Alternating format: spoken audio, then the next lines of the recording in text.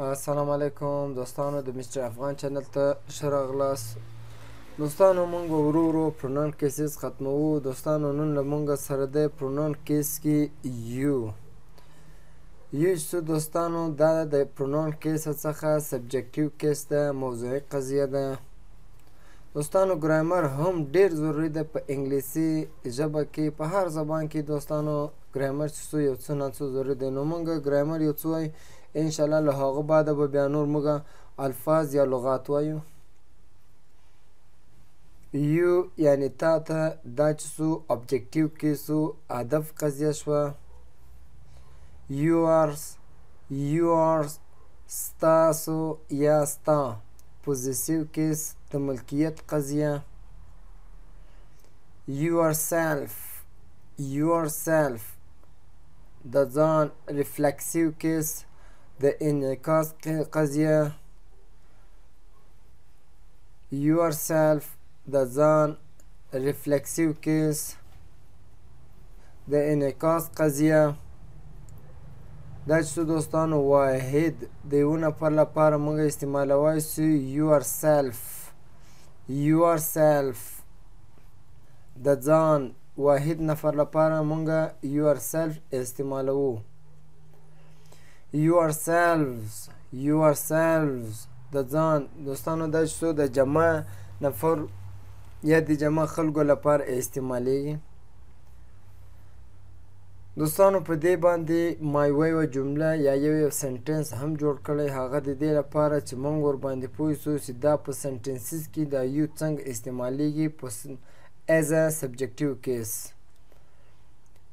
You should go there. ته باید هلته لاړ شې. You should go there. ته باید هلته لاړ شې. یو چې دوستانو زموږ سبجکټیو کیس سو.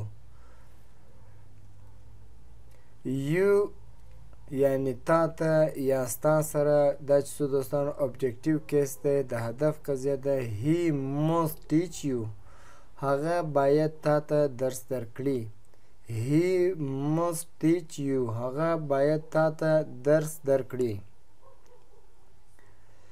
She is going with you. She is going with you. هغه ستا سره روانه ده. She is going with you. هغه ستا سره روانه ده. Yours دا چې پوزیسیو کیس ده، ستا یا ستاسو.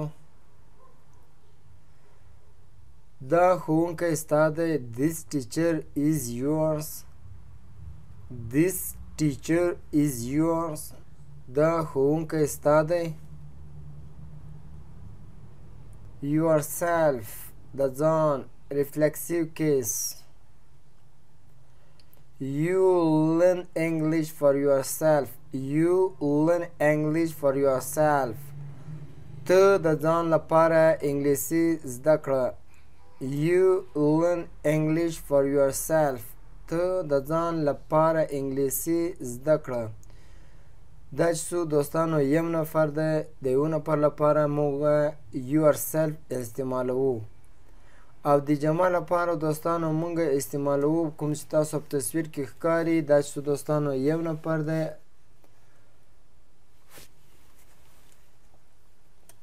دا چې دوستانو یو نفر ده، او دا چې دوستانو جمع کسان دي. نو د جمع کسانو لپاره موږ استعمالوو yourselves د ځان.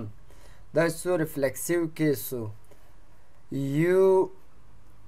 You have to learn English for yourselves. You have to learn English for yourselves.